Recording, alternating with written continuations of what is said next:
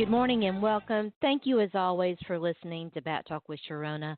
I'm your host. My name is Sharona. Hey, we're back. We're actually doing a podcast this week.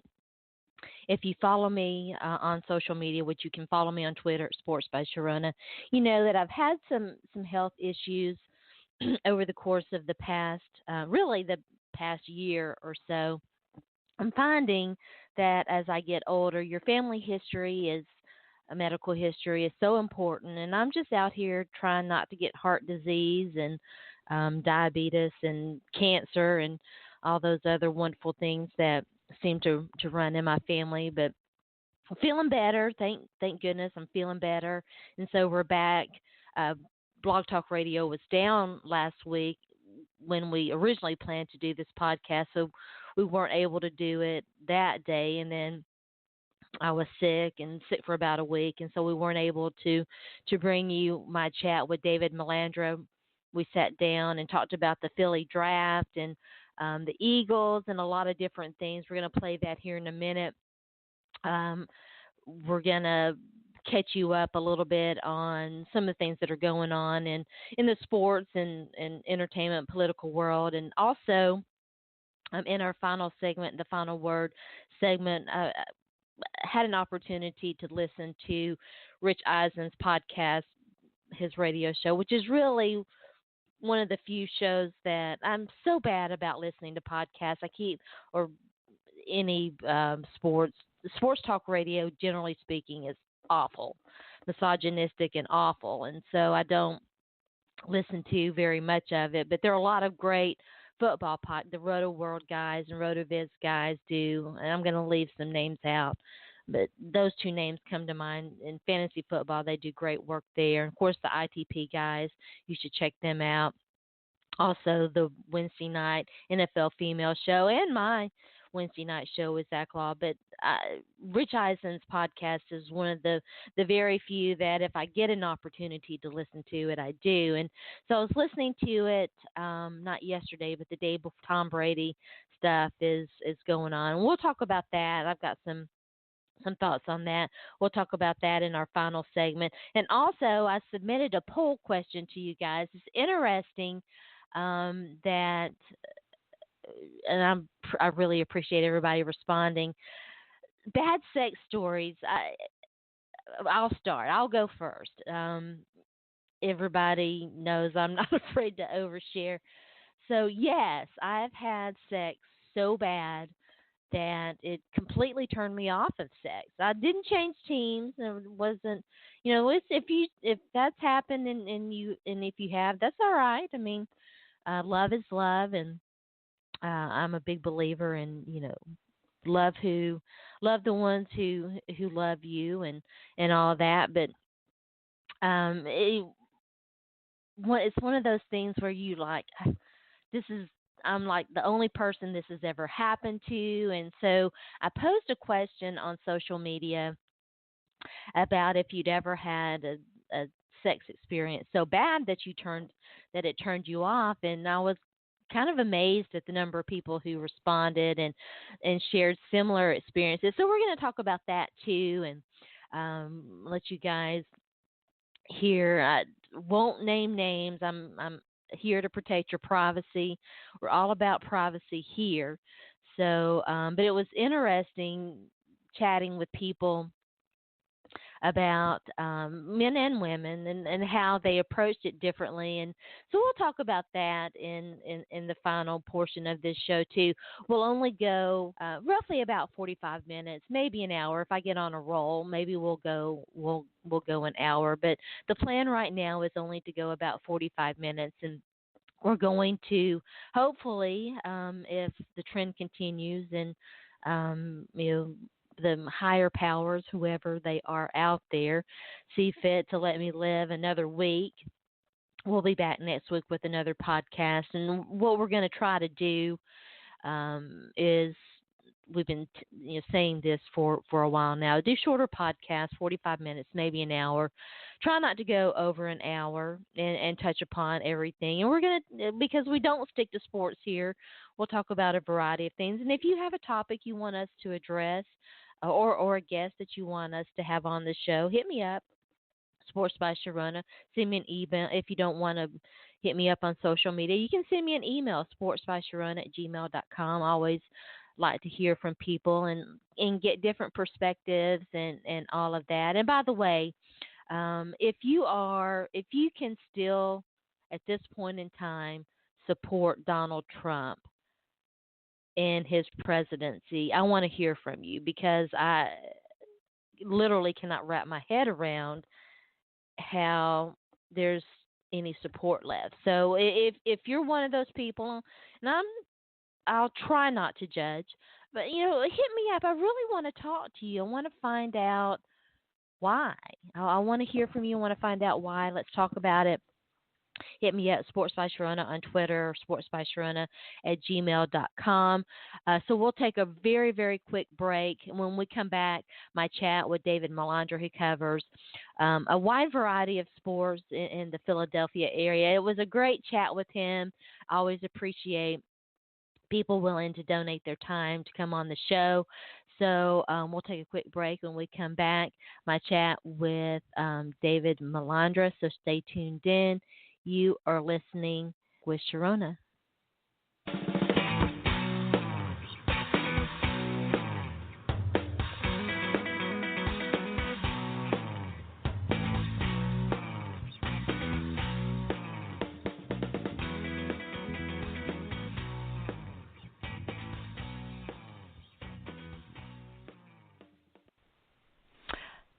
All right, welcome back. As promised, I'm joined now by David Malandra. He is a Philly guy, covers a variety of sports, and we're going to talk about the draft in Philadelphia. They did such a great job this year. We've been talking about that on the various shows that I'm involved in, and unfortunately I couldn't make it this year, but fingers crossed next year. So, David, thanks for joining me, and welcome. Thank you for having me on. I really appreciate it. It's your first time on the podcast. We've been tossing this around for quite a while, and finally able to sit down and do it. And I'm thankful that you were able to take the time out of your busy schedule to come on and talk a little bit about the draft in Philly. Wow, the crowds! It was everything that the NFL could have wanted, and then some. Yes, it was. Well, when the idea came to have this draft in Philadelphia, everybody's saying, okay, where are they going to have this at? Because here in Philadelphia, what's so unique about the sports complex down here in Philadelphia is that we're one of 5 cities to have all 4 pro team stadiums within a block of each other. Yeah, so everybody's amazing. thinking, okay, are they going to have it, say, down at the sports complex? It's not big enough. Are they going to have it at the Pennsylvania Convention Center? Not big enough. What's the biggest area in Philadelphia you can have it? On the Ben Franklin Parkway, because what's so unique about the Parkway is every 4th of July we put on the biggest free concert for the 4th of July celebration here, and we also are the hosts of the Budweiser Made in America concert series that goes on every year on Labor Day weekend. So it's one of the biggest areas to host a concert series and stuff like that, and it was Congressman Bob Brady who came up with the idea, went to the NFL with this, and then they said, okay, we're taking it to Philadelphia. And also Eagles great and NFL analyst Ron Jaworski was also had a big part in it. Right, I saw that, yeah. A lot of big names lent a hand, and it was able to come to fruition. And Philadelphia, the Philly community really did an excellent job. The crowds were, as we mentioned before, the crowds were awesome. And it was of course, from the outside looking in, and I haven't done the draft in New York, wasn't fortunate enough to do the draft in New York, but I did it in Chicago. And Chicago did a good job, too, and was able to... Right, yeah, Chicago did pretty good. Yeah. Especially in Philadelphia. A lot of people didn't realize the first night they drew 100,000 people, the largest crowd ever. Yeah. Then the second night, they drew over 78,000 people. Then the final day was another 100,000. So you had 250,000 right there. Plus, another thing was going on during those same 3 days. The pen relays were also going on at the same time. So you had roughly 300,000 people in the city of Philadelphia from April 27th, 28th, and 29th. Yeah, that's pretty amazing. Before we really dive into Philly sports and the draft and all of that, since it is your first opportunity to come on this podcast, tell everybody a little bit about you, the sports that you cover, and how did you get into? Are you a lifelong sports fan? Tell us about your sports background. I'm a huge Philadelphia sports fan, born and raised here in Philadelphia, and I went to college at Newman University, which is in Aston, PA. It's a Division III school, and my major was liberal studies, but most of my classes were all sport management related. So I had all my professors all worked in the industry. One of them I had was the day-to-day operations manager for Madison Square Garden. The other one ran the concert tour for Alicia Keys. Another one did the one for And One mixtape basketball. Wow, that's pretty amazing. Yeah, the whole series of things. And then from there, a friend of mine was looking for people to join his website to start writing about it. And I've been doing it since then with like 3 or 4 different media outlets. And a lot of people know me from my college football and college basketball coverage here in Philadelphia, since Philadelphia is one of the premier college basketball cities because of the unique rivalries that go on every single day.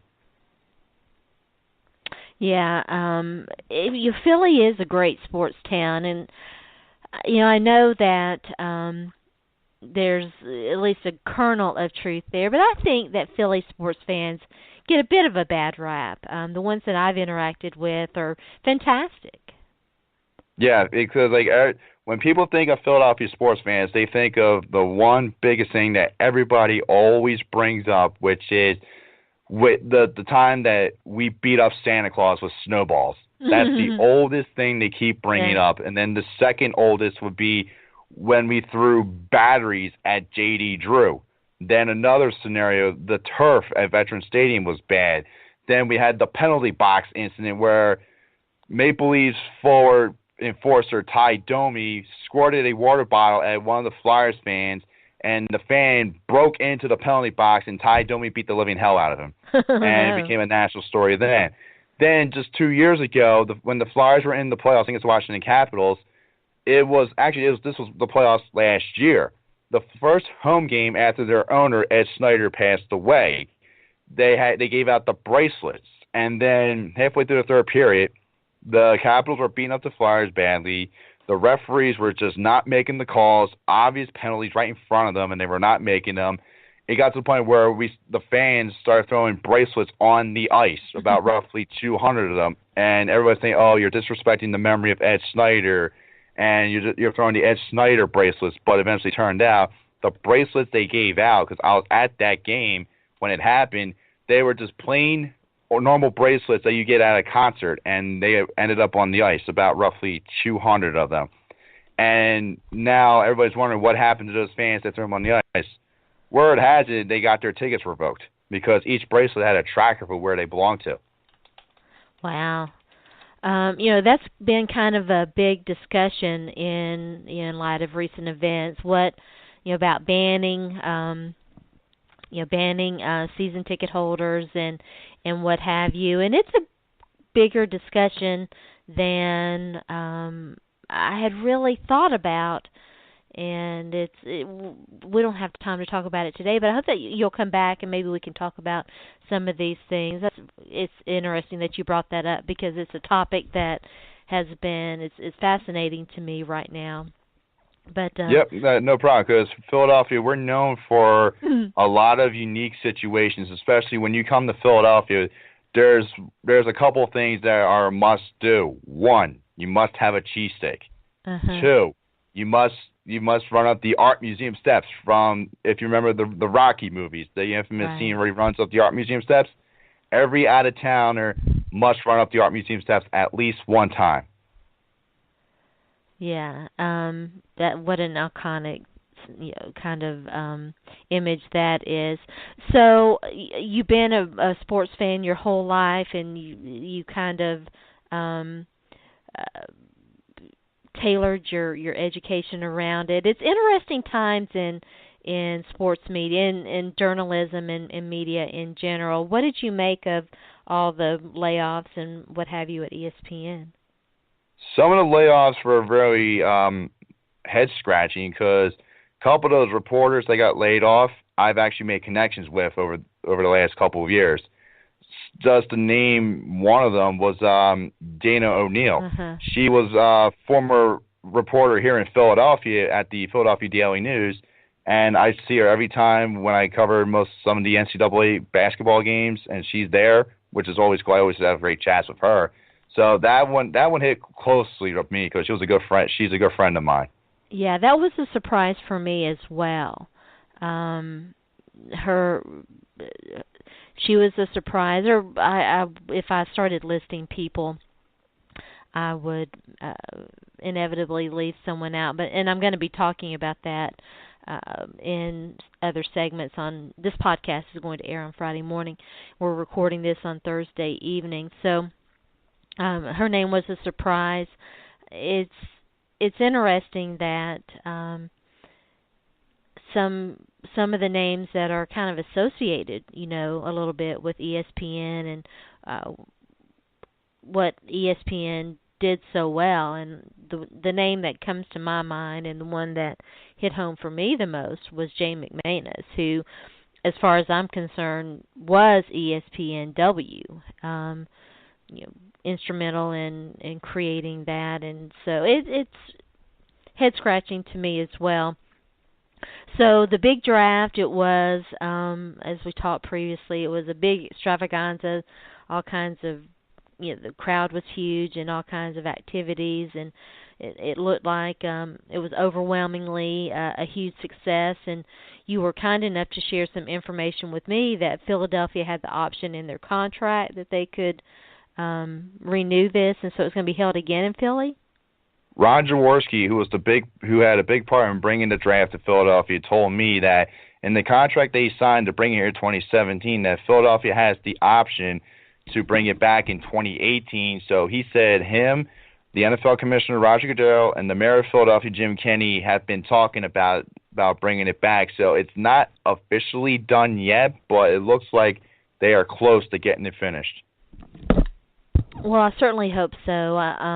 It was very well done, and I'd be anxious, and I'm sure that it will, but I'll be curious because in Chicago, when I was in Chicago, the first year it was there, the crowds were much larger. Now, there were other events going on, like there were in Philly, that kind of contributed to that. Not nearly as well attended.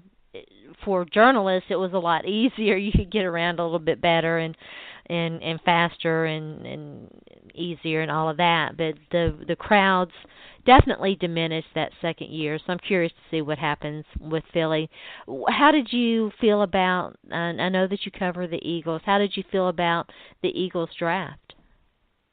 There were a lot of needs they had to cover, and they hit majority of them. They needed help in the secondary, and they got a guy in Sidney Jones, who is a risk versus reward type player because he apparently he got his Achilles tendon injured during his pro day, and then everybody's saying, okay, this is another project where he's going to sit out another year and not play and everything. We've gone through that here in Philadelphia with the 76ers, with the likes of Nerlens Noel, Ben Simmons, Joel Embiid, all with injuries, and they come back the following season just tearing things up. So, and plus there's a saying in Philadelphia that goes, when you think of the Sixers, it's called trust the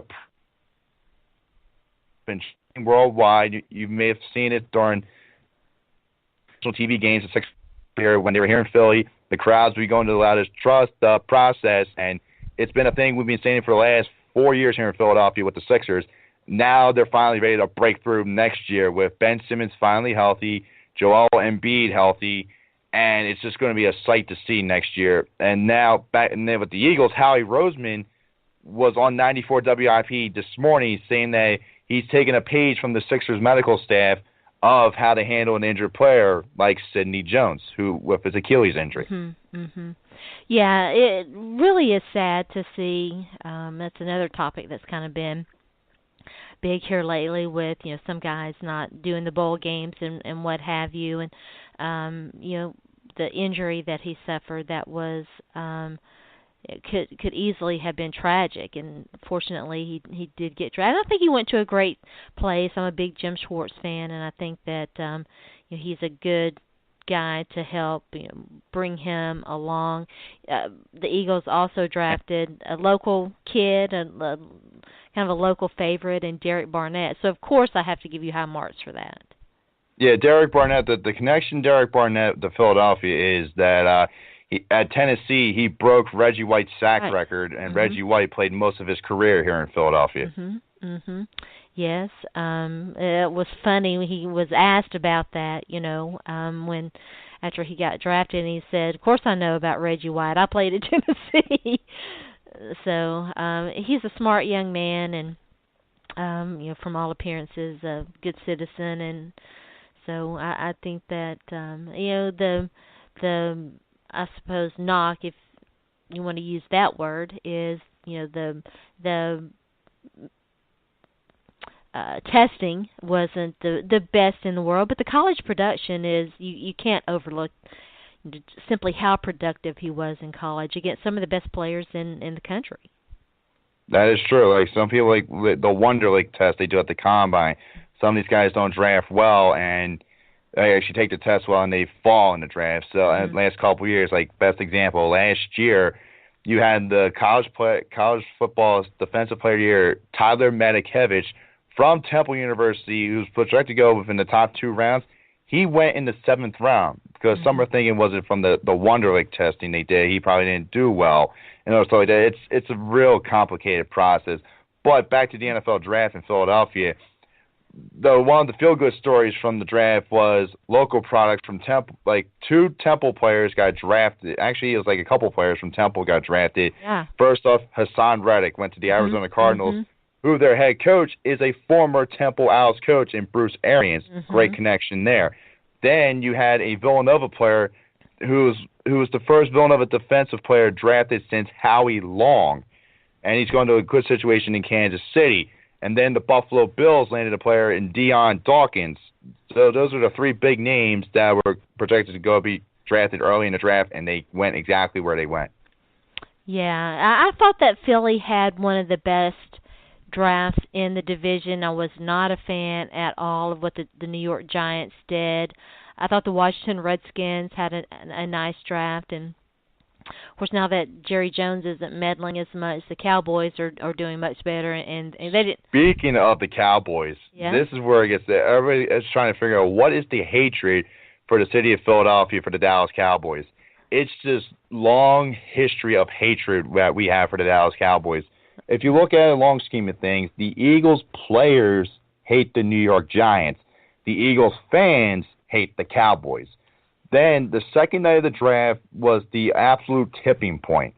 When Drew Pearson, Cowboys great wide receiver, came out to announce the Cowboys pick, he absolutely provoked the Eagles fan base to the point where he went on to say, "I played for the greatest owner in the world, Jerry Jones. I had a great career playing against you guys and beating you every time." It just got so bad. It was very hostile down there. And then you had Giants great Harry Carson come on, do the same thing. Then the Redskin player, I forget who it was, he came out and pulled the same shenanigans, and it was just getting out of control. And you know what, to be honest, I actually felt scared for my livelihood down there because how nasty it got down there. But it was getting more nasty. I will say I grew up in Texas, and I was a Cowboys fan for a long, long time, and I know it's probably not a popular opinion, but I greatly disliked what Drew Pearson did, and I greatly dislike the sensationalism that we seem to be devolving into in terms of in terms of media, and it's like tabloid media and just tabloid stuff. So anyway, I know that a lot of people enjoyed and it was interesting. I think Drew Pearson came out and said that Roger Goodell encouraged him to do that. Well, speaking about Goodell, the last time there was a draft in Philadelphia, it was the 2014 NHL draft, and NHL Commissioner Gary Bettman got absolutely destroyed when he first walked on the stage and said, "Welcome to the city of brotherly love," saying, "I can't hear you, Philadelphia." Then the moment Roger Goodell walked on the stage the first night, he got the even worse than Gary Bettman got. If you look at the two drafts, the first night they both walked on the stage, Roger Goodell got it worse than Gary Bettman. Yeah, it's watching the commissioners of these sports leagues, and the NBA seems to have the best mix of management and personalities and their whole approach to things. I don't know how you feel about that. If you had to rank commissioners in these sports leagues, how would you rank them? Me personally, I would go Adam Silver 1, Gary Bettman 2, Roger Goodell 3, Don Garber, the commissioner of MLS, 4, and then Rob Manfred, the commissioner of baseball, 5. Why are you so down on baseball? He hasn't shown me much yet. He hasn't taken full presence or just taking full control of situations. Example, Adam Silver, the NBA just came out saying that if you're going to bench your star player for a national TV game, you have to let the league know. Instead of these teams intentionally benching their star players and destroying the national TV audience that wants to see these players and ruining the fans from seeing these players. And he's taking this approach really hard on that. Interesting. So going back to the division and how did you feel about the individual drafts, and how would you rank how each team drafted in the division? Well, obviously Philadelphia will be 1, Redskins will be 2, Giants will be 3, Dallas dead last. Oh, yeah? Okay. Yeah, because here in Philadelphia, we really don't care about the Giants, the Redskins, or the Cowboys. Those are the 3 teams we despise the most. And now we still despise the New England Patriots because of what they did in Super Bowl 39. That's a whole nother story. Yeah, that's interesting. I would say, and I understand the I don't want to say hatred, but maybe it is hatred. I understand the dislike for the other teams. It's interesting. Well, I'm saying that if you want to see firsthand, you just definitely come to town for one of these games, and you'll see why. That when it's Dallas week here in Philadelphia, the city is more. What's the best way I can say this? More intense and just physical, just ready to snap on anybody that's a Dallas Cowboys fan. Let me ask you this. As I was preparing for and we're going to have to wrap things up, I want to talk some hockey real quick.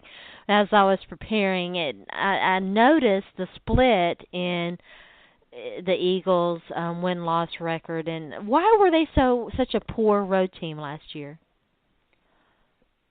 It was just a lot of things didn't work well for them last year. It all went downhill after Lane Johnson got suspended for 10 games, and you needed somebody to protect Carson Wentz's blind side, and they tried it with a couple of players. Haloti, basically we call him Big V. He was a rookie we drafted last year, and the Redskins' Ryan Kerrigan exposed him so badly the first game he started. Then we put some other guys back there, and we just could not find the answer for Carson Wentz's blind side on the offensive line.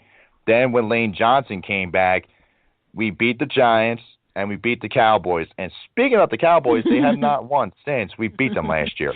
That's so funny. And then on top of that, and basically Carson Wentz did something that Dak Prescott could not do, which was beat the New York Giants. Oh, okay.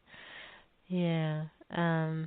Very, very, very interesting. The Giants quarterback selection was quite fascinating to me. We'll see how that turns out. I like the Eagles. I'm a fan of not just Jim Schwartz, but I like the vibe. And again, I think Philly fans get bit of a bad rap. Do you think it looks like he's the answer? Do you think Carson Wentz is the franchise quarterback for their future?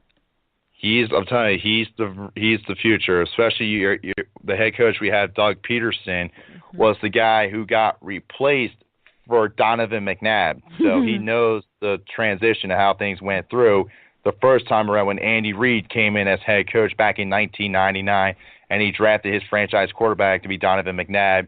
He started him later in that season, and then everything else took off.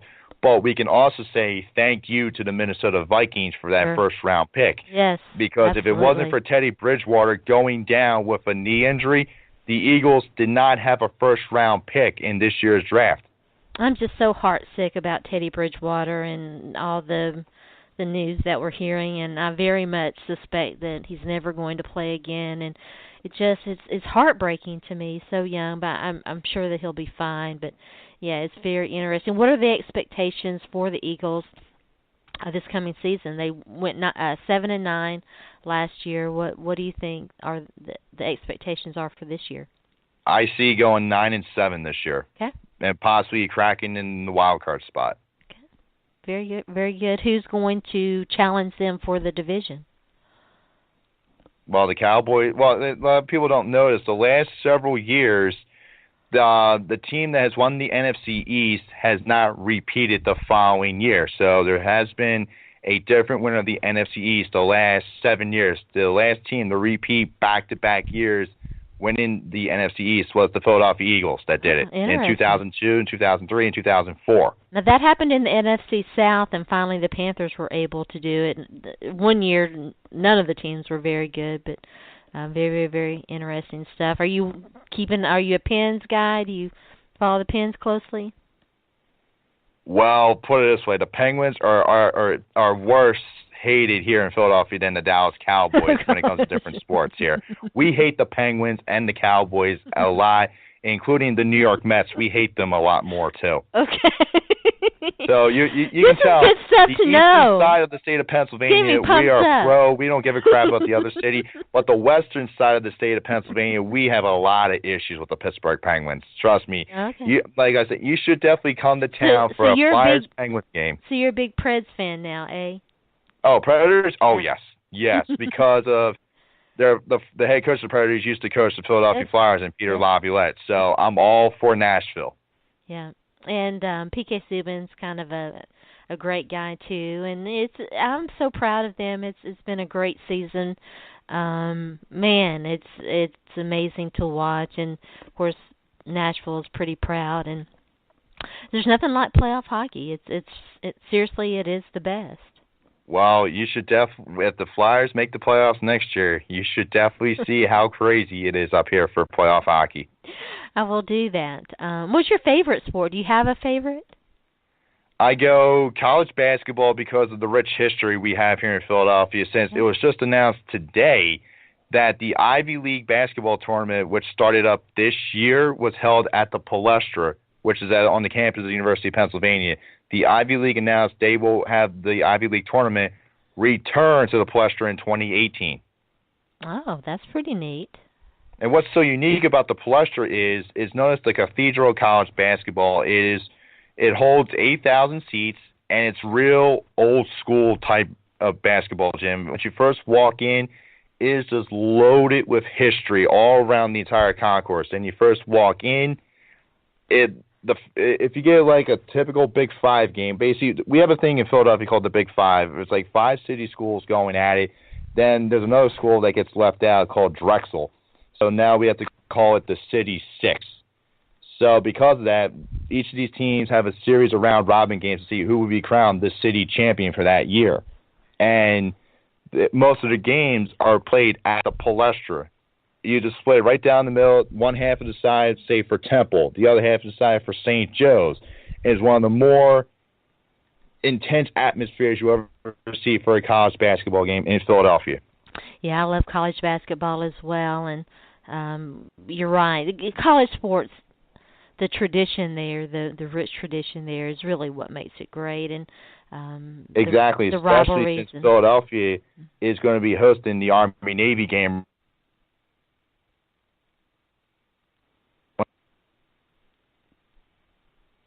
David, are you still with me? Yeah, so the Army-Navy game returns to Philadelphia this year.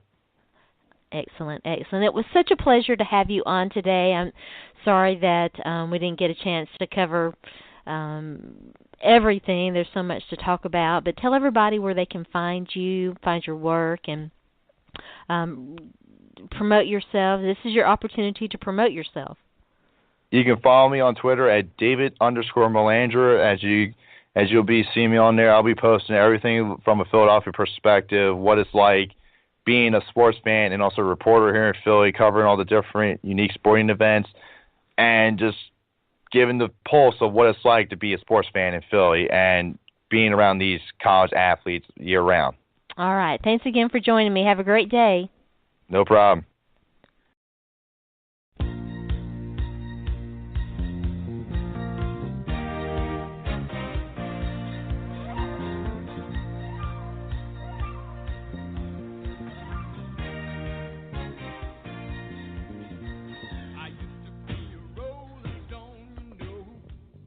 All right, great stuff from David. It was a pleasure to chat with him, and I apologize for the delay and getting to air that chat. It was great stuff, and I hope that he'll come back on and we'll have a chance to catch up and maybe have some more good stuff to say about Nashville and the Preds and all of that.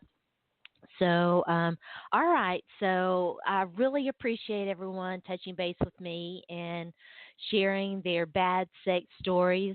It's interesting how,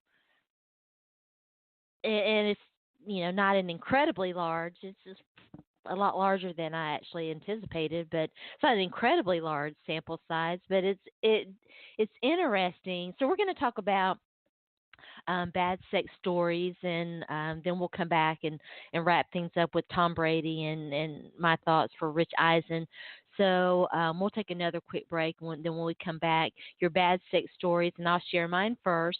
So stay tuned in. You're listening to Bat Talk with Sharona.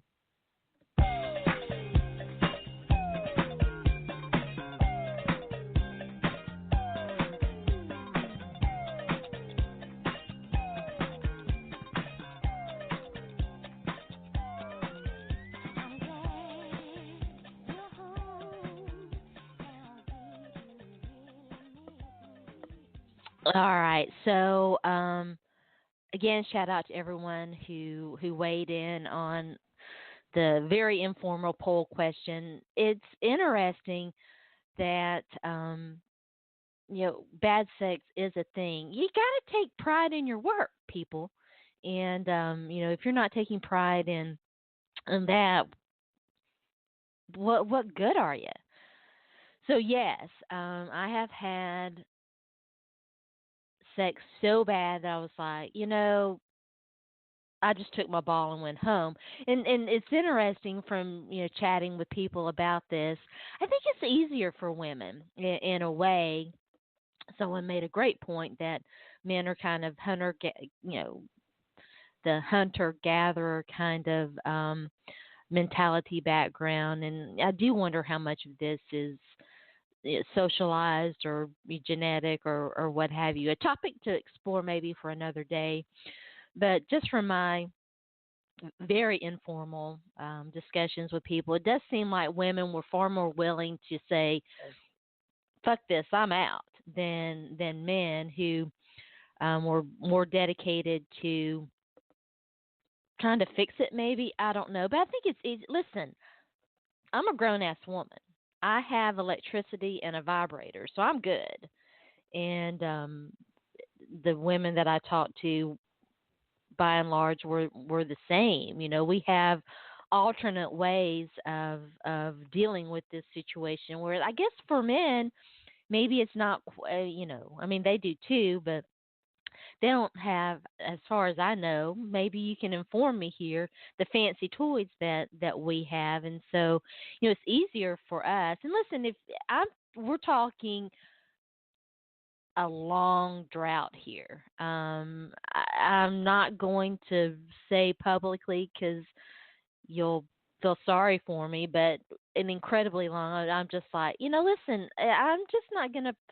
I find as I'm getting older, I have less patience for things, and I'm just not going to put up with bullshit. I'm just not going to do it.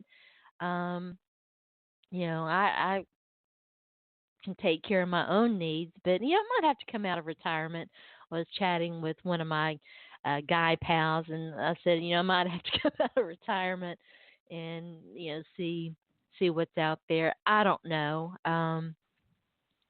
If you have any stories that you want, it's interesting because I do think that um, you know maybe for men it's like, oh, we found a woman, willing to have sex with us. Let's go with this kind of thing. I don't know. Listen, if you're a guy and you want to talk about this, if you want to share your thoughts or your opinion on maybe why men are more willing to stick it out than women, call in. Our guest call in number 646-200-4149.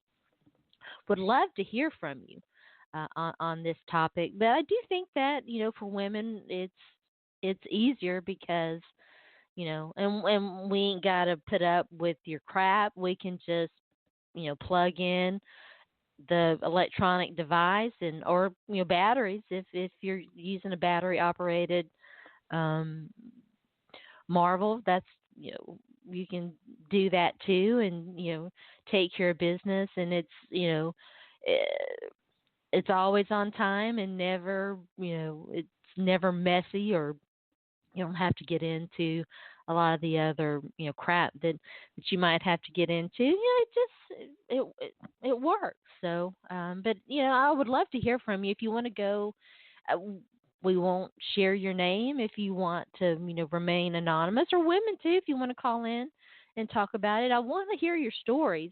I thought I was alone. I thought I was the only one out here suffering from a bad sex experience that turned me off so bad that I was like, I'm good. I can take care of my own needs.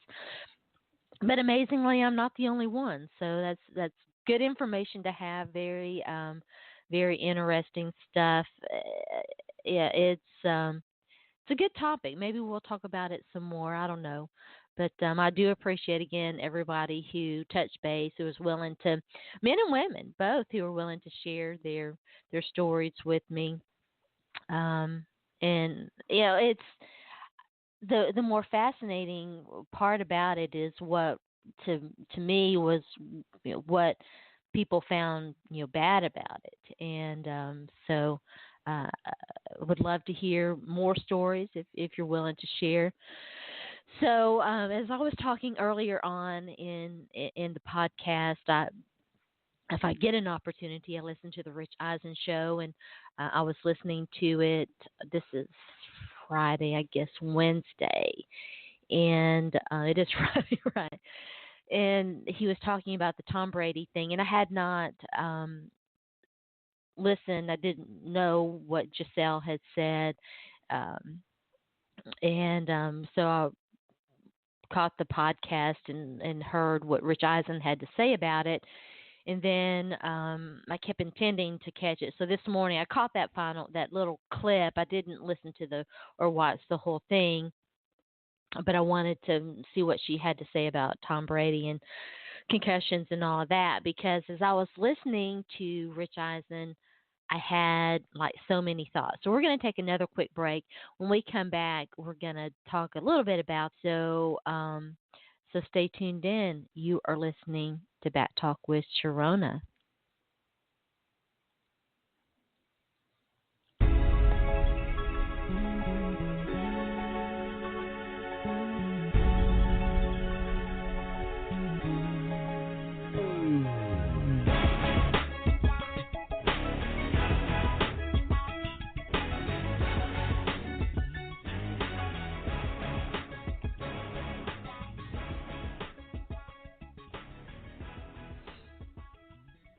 All right. So Tom Brady's wife Giselle went on, who is a force in her own right, and an incredibly successful supermodel who has become her own brand, and is clearly a very smart um, businesswoman, business person, and from all appearances, a good wife and mother, and all of that. Um, the job that women do who are mothers and business people, professionals, workers.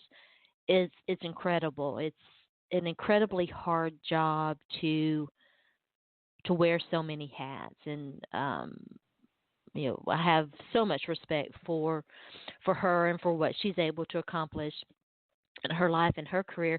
So I'm listening to Rich Eisen's podcast, and he's talking about this. And I really like Rich Eisen, by the way. I think he's cast his show. I bitterly resent him for making me listen to to Fox Sports, the show that has Clay Travis on it. But for Rich Eisen, I will bear that burden. And so I'm listening to it, and a couple of things sort of troubled me. First of all, and I know that Rich Eisen was trying to possibly help Tom Brady and Giselle with this situation, because she did come out and say he'd had concussions and had a concussion last year, and of course it's not been reported. Is anyone shocked now? And I know the Patriots get a bad rap because they do play games with injury reports and what have you. All teams do. I'll never forget the Titans, and Chris Johnson came out and said something about he had he had a knee injury, or was an ankle, some sort of lower extremity injury that it had never been reported, and he said that he had played on it, and then it barely created. I kept saying, why isn't this a big deal? Barely created a stir. Obviously, this creates a stir because it's Tom Brady and the Patriots and all of that. The first thing that bothered me is that he did point out that she very inartfully used the term aggression a couple of times, and I understand the point that he was trying to make. But listen, she's a very, very smart woman, and I think that we know what she was trying to say, and I don't find I find it hard to have any outrage over this, because of the second point that I want to make, and that's that the discussion revolved around we have to have a culture change, fans have to have a culture change, and certainly there's far more awareness about concussions and head injuries in general in the National Football League. But the problem is that that's not the problem. The problem isn't fan reaction. The problem isn't what fans think or believe or care about in terms of concussions and head injuries.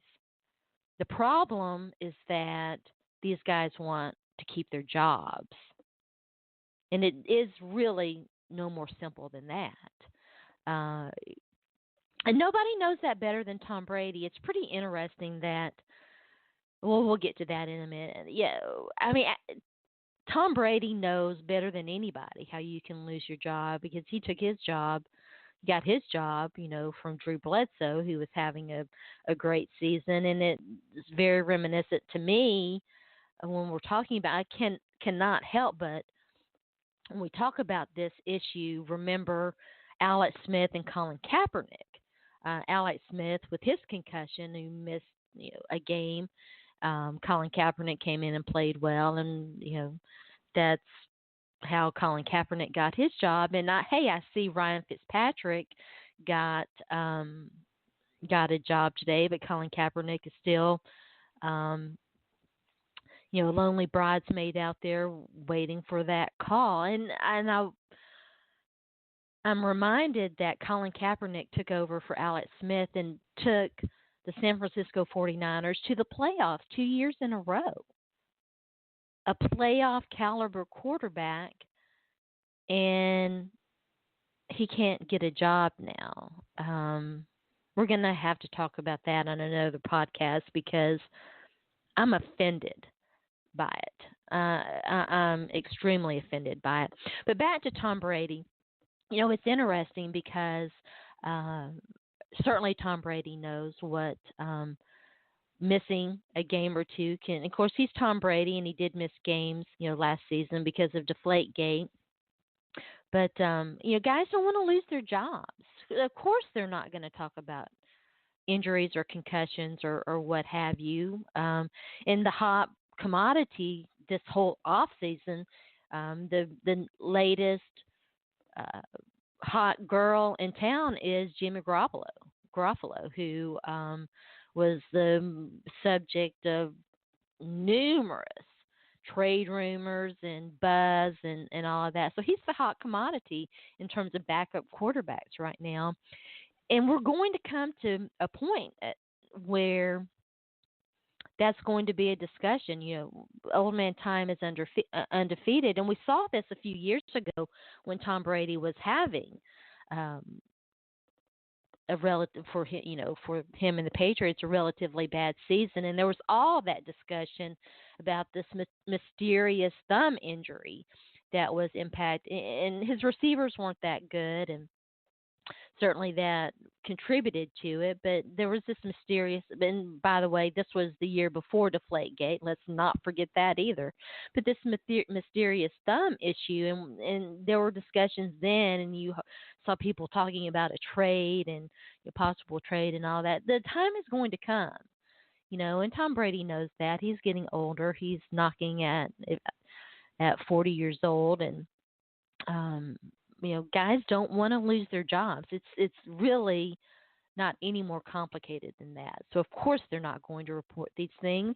They want to stay on the field. They want to keep their job, and that's really the bottom line. I don't know if there's a solution to issue, but I don't think that fan opinion is going to matter. What matters is what coaches and front offices do, and until that changes, and I don't have any hope that that's ever going to change. So until that changes, you're not going to see a change. So yeah, that's the bottom line. It's not going to get any better because you're just a missed game away from losing your job. And that's the reality of the situation. So that's it for today. Thanks for listening. We didn't quite go an hour. I didn't get too much on a tangent today.